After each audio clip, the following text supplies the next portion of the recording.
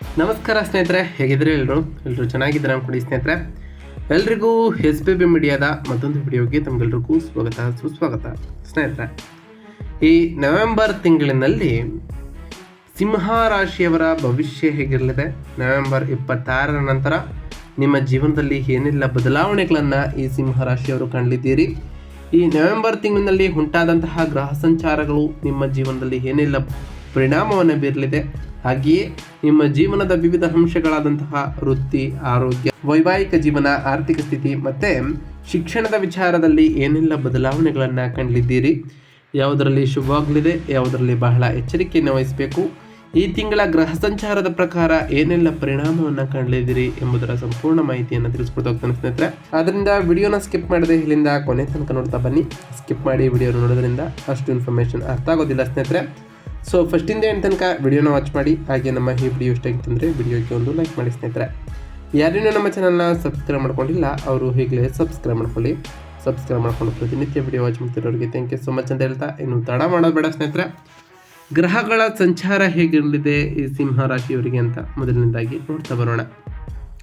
ಗುರುಗ್ರಹದ ವಿಚಾರಕ್ಕೆ ಬರೋದಾದ್ರೆ ಮೊದಲನೇದಾಗಿ ಕಟಕ ರಾಶಿಯ 12ನೇ ಮನೆಯಲ್ಲಿ ಈ ತಿಂಗಳು ಕೊನೆವರೆಗೂ ಕೂಡ ಗುರು ಇರಲಿದ್ದು, ಇನ್ನು ಮಂಗಳ ವೃಶ್ಚಿಕ ರಾಶಿಯ 4ನೇ ಮನೆಯಲ್ಲಿ ಈ ತಿಂಗಳು ಪೂರ್ತಿ ಇದ್ದರೆ, ಶುಕ್ರ ಕನ್ಯಾ ರಾಶಿಯಲ್ಲಿ ನವೆಂಬರ್ 1ರವರೆಗೆ ಇದ್ದು, ಅದಾದ ನಂತರ ತುಲಾ ರಾಶಿಯಲ್ಲಿ ನವೆಂಬರ್ 2ರಿಂದ 25ರವರೆಗೆ ಇದ್ದು, ವೃಶ್ಚಿಕ ರಾಶಿಗೆ ನವೆಂಬರ್ 26ರಿಂದ ಪ್ರವೇಶವನ್ನು ಮಾಡಲಿದ್ದಾನೆ.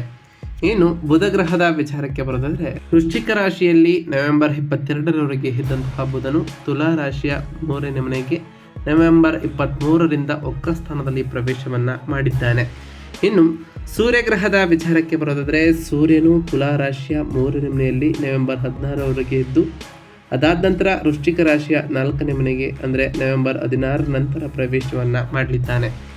ಇನ್ನು ಶನಿಗ್ರಹದ ವಿಚಾರಕ್ಕೆ ಬರೋದಾದರೆ, ಮೀನ ರಾಶಿಯ 8ನೇ ಮನೆಯಲ್ಲಿ ಈ ತಿಂಗಳು ಪೂರ್ತಿ ಶನಿ ಇರಲಿದ್ದು, ರಾಹು ಕುಂಭರಾಶಿಯ 7ನೇ ಮನೆಯಲ್ಲಿ, ಕೇತು ಸಿಂಹ ರಾಶಿಯ 1ನೇ ಮನೆಯಲ್ಲಿ ಈ ತಿಂಗಳು ಕೊನೆವರೆಗೂ ಕೂಡ ಇರೋದರಿಂದ ಸಾಕಷ್ಟು ಬದಲಾವಣೆಗಳನ್ನು ಈ ಸಿಂಹ ರಾಶಿಯವರು ನಿಮ್ಮ ಜೀವನದಲ್ಲಿ ಕಾಣ್ತಾ ಬರ್ತೀರಿ. ಒಟ್ಟಾರೆಯಾಗಿ ಈ ನವೆಂಬರ್ ತಿಂಗಳು ಮಿಶ್ರ ಫಲಿತಾಂಶವನ್ನು ತಂದುಕೊಡುವಂತಹ ತಿಂಗಳಾಗಿತ್ತು ಈ ಸಿಂಹ ರಾಶಿಯವರಿಗೆ. ನಿಮಗೆ ಅನೇಕ ಸವಾಲಿನಿಂದ ಕೂಡಿದಂತಹ ತಿಂಗಳು ಕೂಡ ಇದು ಎಂದರೆ ತಪ್ಪಾಗಲಾರದು. ನಿಮ್ಮ 1ನೇ ಮನೆಯಲ್ಲಿ ಕೇತು ಗೊಂದಲ ಮತ್ತು ಆತ್ಮ ಸಂಶಯವನ್ನು ಕೂಡ ಉಂಟು ಮಾಡ್ತಾನೆ. ಆದರೆ ನಿಮ್ಮ 8ನೇ ಮನೆಯಲ್ಲಿ ಶನಿ ಅಷ್ಟಮ ಸ್ಥಾನದಲ್ಲಿ ಇರುವ ಕಾರಣ ಅಡೆತಡೆಗಳು, ವಿಳಂಬಗಳು ಮತ್ತು ಒತ್ತಡವನ್ನು ಕೂಡ ಅದೇ ರೀತಿಯಲ್ಲಿ ಕಾಣ್ತಾ ಬರ್ತೀರಿ. 7ನೇ ಮನೆಯಲ್ಲಿ ರಾಹು ಪಾಲುದಾರರೊಂದಿಗೆ ಸಮಸ್ಯೆಗಳನ್ನು ತರಬಹುದು. ಅದರ ಜೊತೆಗೆ ಉತ್ತಮವಾದ ಬೆಂಬಲವನ್ನು ಕೂಡ ಕಾಣ್ತಾ ಬರ್ತೀರಿ. ನಿಮ್ಮ 3ನೇ ಮನೆಯಲ್ಲಿ ಸ್ವಕ್ಷೇತ್ರದಲ್ಲಿ ಶುಕ್ರನು ನವೆಂಬರ್ 2ರಿಂದ 25ರವರೆಗೆ ಇದ್ದು, ಅದಾದ ನಂತರ ನವೆಂಬರ್ 26ರಿಂದ ಪ್ರವೇಶವನ್ನು ಮಾಡೋ ಕಾರಣ ನಿಮಗೆ ಧೈರ್ಯ ಮತ್ತು ಸಂಭಾಷಣೆಯಲ್ಲಿ ಯಶಸ್ಸನ್ನು ಕಾಣಲಿದ್ದೀರಿ. ಅತಿ ದೊಡ್ಡ ಹೊರವೇನಂತಂದರೆ, ನಿಮ್ಮ 12ನೇ ಮನೆಯಲ್ಲಿ ಉಚ್ಚ ಸ್ಥಾನದಲ್ಲಿ ಗುರು, ಇದು ನಿಮ್ಮ ಆಧ್ಯಾತ್ಮಿಕ ರಕ್ಷಣೆಯನ್ನು ಮತ್ತು ಅದಕ್ಕೆ ಖರ್ಚುಗಳನ್ನು ನಿರ್ವಹಿಸುವಂತಹ ಸಾಮರ್ಥ್ಯವನ್ನು, ಹಾಗೆಯೇ ಎಲ್ಲ ಸಮಸ್ಯೆಗಳನ್ನು ನಿವಾರಿಸಲು ನಿಮಗೆ ಬಹಳಷ್ಟು ಸಹಾಯವನ್ನು ಮಾಡ್ತಾ ಬರ್ತದೆ. ಅಡಗಿರುವಂತಹ ಬೆಂಬಲ ವ್ಯವಸ್ಥೆಯನ್ನು ಕೂಡ ನಿಮಗೆ ಈ ತಿಂಗಳು ನೀಡಲಿದೆ. ಒಟ್ಟಾರೆಯಾಗಿ ಈ ನವೆಂಬರ್ 26ರ ನಂತರವೂ ಸಾಕಷ್ಟು ಬದಲಾವಣೆಗಳನ್ನು ಕಾಣಲಿದ್ದೀರಿ. ಇನ್ನು ಕೆರಿಯರ್ ವಿಚಾರಕ್ಕೆ ಬರೋದಾದರೆ, ನವೆಂಬರ್ 26ರ ನಂತರ ಉತ್ತಮವಾದ ಫಲಿತಾಂಶಗಳನ್ನು ಕಾಣ್ತಾ ಬರ್ತೀರಿ.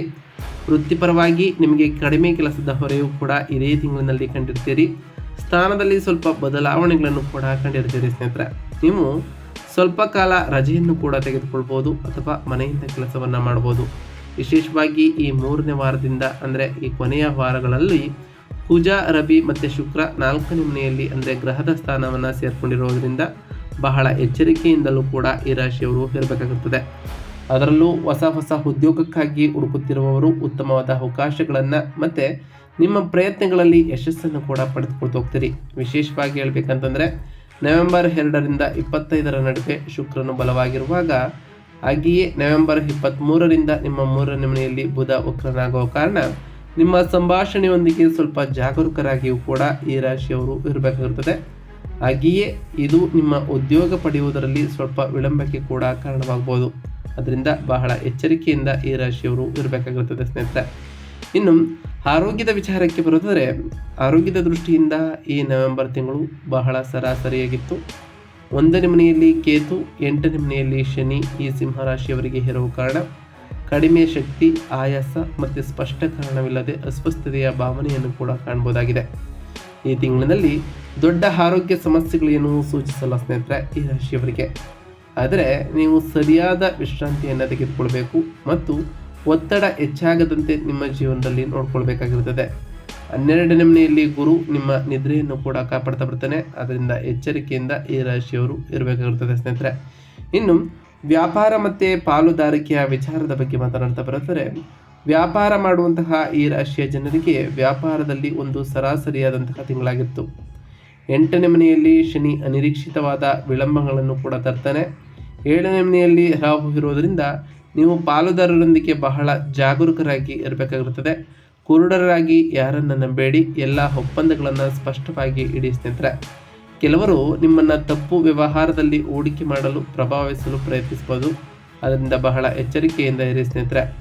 ಹಾಗೆಯೇ ದೊಡ್ಡ ಮೊತ್ತದಲ್ಲಿ ಹೂಡಿಕೆ ಮಾಡುವಾಗ ಬಹಳ ಜಾಗರೂಕರಾಗಿರಿ. ಇನ್ನು ಕುಟುಂಬ ಜೀವನದ ವಿಚಾರಕ್ಕೆ ಬರೆದರೆ ಕೌಟುಂಬಿಕ ದೃಷ್ಟಿಯಿಂದ ನಿಮಗೆ ತೀವ್ರವಾದಂತಹ ಸಮಯ ಇದಾಗಿತ್ತು.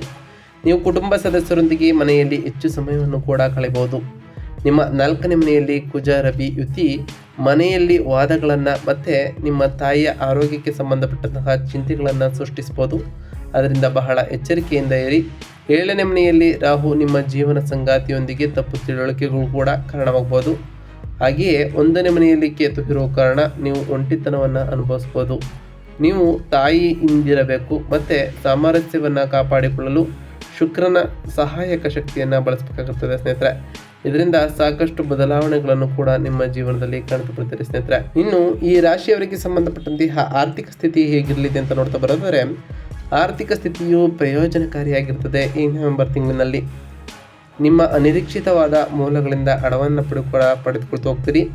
12ನೇ ಮನೆಯಲ್ಲಿ ಉಚ್ಚ ಸ್ಥಾನದಲ್ಲಿ ಗುರು ಇರೋ ಕಾರಣ ಅಧಿಕ ಖರ್ಚುಗಳನ್ನು ಕೂಡ ಈ ತಿಂಗಳು ಸೂಚಿಸಲಿದೆ. ಆದರೆ ನೀವು ಅವನ್ನು ಉತ್ತಮ ಕಾರಣಗಳಿಗಾಗಿ, ಕುಟುಂಬ ಅಗತ್ಯತೆಗಳಿಗಾಗಿ ಇದು ಇರುತ್ತದೆ. ಅದರಿಂದ ಬಹಳ ಎಚ್ಚರಿಕೆಯಿಂದ ಇರಿ. ಇದರಿಂದ ಸಾಕಷ್ಟು ಬದಲಾವಣೆಗಳನ್ನು ಕೂಡ ನಿಮ್ಮ ಜೀವನದಲ್ಲಿ ಕಾಣಬಹುದಾಗಿದೆ ಸ್ನೇಹಿತರೆ.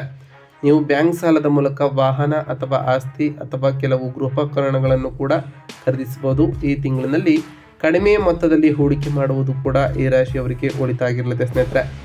ಇನ್ನು ಕೌಟುಂಬಿಕ ಜೀವನದ ವಿಚಾರಕ್ಕೆ ಬರೋದಾದರೆ, ಕೌಟುಂಬಿಕ ದೃಷ್ಟಿಯಿಂದ ನಿಮಗೆ ತೀವ್ರವಾದಂತಹ ಸಮಯ ಇದಾಗಿತ್ತು. ನೀವು ಕುಟುಂಬ ಸದಸ್ಯರೊಂದಿಗೆ ಮನೆಯಲ್ಲಿ ಹೆಚ್ಚು ಸಮಯವನ್ನು ಕೂಡ ಕಳೆಯಬಹುದು.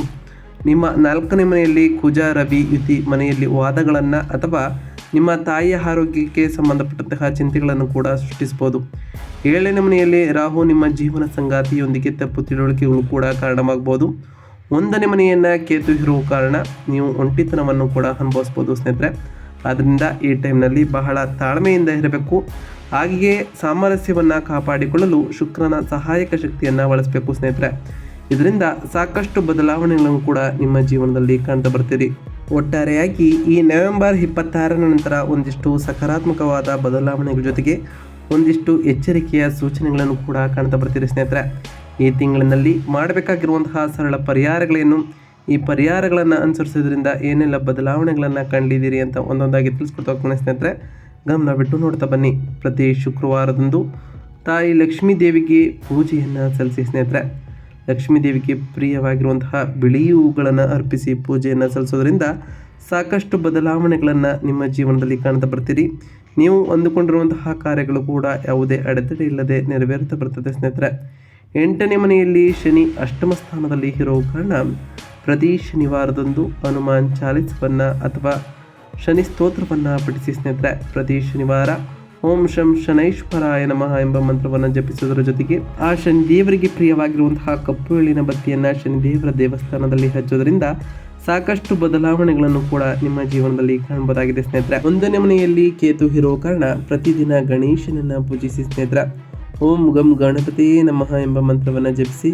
ಇದರಿಂದ ಸಾಕಷ್ಟು ಬದಲಾವಣೆಗಳನ್ನು ಕೂಡ ನಿಮ್ಮ ಜೀವನದಲ್ಲಿ ಕಾಣಲಿದ್ದೀರಿ. ಇನ್ನು 7ನೇ ಮನೆಯಲ್ಲಿ ರಾಹು ಇರೋ ಕಾರಣ ದುರ್ಗಾದೇವಿಯನ್ನು ಪೂಜಿಸಿ ಮತ್ತು ಎಲ್ಲ ಪಾಲುದಾರರೊಂದಿಗೆ ಪ್ರಾಮಾಣಿಕವಾಗಿ ಇರಿ ಸ್ನೇಹಿತರೆ. 4ನೇ ಮನೆಯಲ್ಲಿ ಕುಜ ಮತ್ತು ರವಿ ಇರೋ ಕಾರಣ ನಿಮ್ಮ ಮನೆಯ ವಾತಾವರಣದಲ್ಲಿ ಶಾಂತಿಯನ್ನು ತರಲು ಪ್ರತಿದಿನ ಸೂರ್ಯದೇವನಿಗೆ ನೀರನ್ನು ಆರ್ಘ್ಯದ ರೂಪದಲ್ಲಿ ಅರ್ಪಿಸಿ ಸ್ನೇಹಿತರೆ. ಇದರಿಂದ ಸಾಕಷ್ಟು ಬದಲಾವಣೆಗಳನ್ನು ಕೂಡ ನಿಮ್ಮ ಜೀವನದಲ್ಲಿ ಕಾಣಲಿದ್ದೀರಿ. 7ನೇ ಮನೆಯಲ್ಲಿ ರಾಹು ಇರೋ ಕಾರಣ ದುರ್ಗಾದೇವಿಯನ್ನು ಪೂಜಿಸಿ ಹಾಗೆಯೇ ಎಲ್ಲ ಪಾಲುದಾರಿಕೆಗಳಲ್ಲೂ ಕೂಡ ಪ್ರಾಮಾಣಿಕವಾಗಿರಿ. ಇದರಿಂದ ಸಾಕಷ್ಟು ಬದಲಾವಣೆಗಳನ್ನು ಕೂಡ ನಿಮ್ಮ ಜೀವನದಲ್ಲಿ ಕಾಣಲಿದ್ದೀರಿ ಸ್ನೇಹಿತರೆ. ಹಾಗೆಯೇ ಪ್ರತಿ ಗುರುವಾರದಂದು ಓಂ ಬೃಹಸ್ಪತಾಯ ನಮಃ ಎಂಬ ಮಂತ್ರವನ್ನು ಜಪಿಸಿ. ಹಾಗೆಯೇ ನೀವು ಹೊಂದಿಕೊಂಡಿರುವಂತಹ ಕಾರ್ಯಗಳು ಕೂಡ ಯಾವುದೇ ಅಡೆತಡೆ ಇಲ್ಲದೆ ನೆರವೇರ್ತಾ ಬರುತ್ತದೆ ಸ್ನೇಹಿತರೆ. ಇದಾಗಿತ್ತು ಇವತ್ತಿನ ಒಂದು ವಿಡಿಯೋ ಸ್ನೇಹಿತರೆ. ವಿಡಿಯೋ ಇಷ್ಟ ಆಗಿತ್ತು ಅಂದರೆ ವಿಡಿಯೋಗೆ ಒಂದು ಲೈಕ್ ಮಾಡಿ. ಯಾರೇನು ನಮ್ಮ ಚಾನಲ್ನ ಸಬ್ಸ್ಕ್ರೈಬ್ ಮಾಡ್ಕೊಂಡಿಲ್ಲ ಅವರು ಈಗಲೇ ಸಬ್ಸ್ಕ್ರೈಬ್ ಮಾಡ್ಕೊಳ್ಳಿ. ಸಬ್ಸ್ಕ್ರೈಬ್ ಮಾಡಿಕೊಂಡು ಪ್ರತಿನಿತ್ಯ ವಿಡಿಯೋನ ವಾಚ್ ಮಾಡ್ತಿರೋರಿಗೆ ಥ್ಯಾಂಕ್ ಯು ಸೊ ಮಚ್ ಅಂತ ಹೇಳ್ತಾ, ಹಾಗೆಯೇ ಕಮೆಂಟ್ನಲ್ಲಿ ಓಂ ಶನೈಶ್ವರಾಯ ನಮಃ, ಓಂ ಅಂಗರಾಯಕಾಯ ನಮಃ, ಓಂ ಗುರುವೇ ನಮಃ, ಓಂ ಲಕ್ಷ್ಮೀನಾರಾಯಣಾಯ ನಮಃ ಎಂದು ಕಮೆಂಟ್ ಮಾಡಿ ಸ್ನೇಹಿತರೆ. ಆ ಶನಿದೇವರು, ಮಂಗಳದೇವ, ಲಕ್ಷ್ಮೀನಾರಾಯಣ, ಗುರುದೇವ ನಿಮಗೆ ಆಯುಷ್ಯ ಆರೋಗ್ಯ ಸಮೃದ್ಧಿಯನ್ನು ಕೊಟ್ಟು ಕಾಪಾಡಲಿ.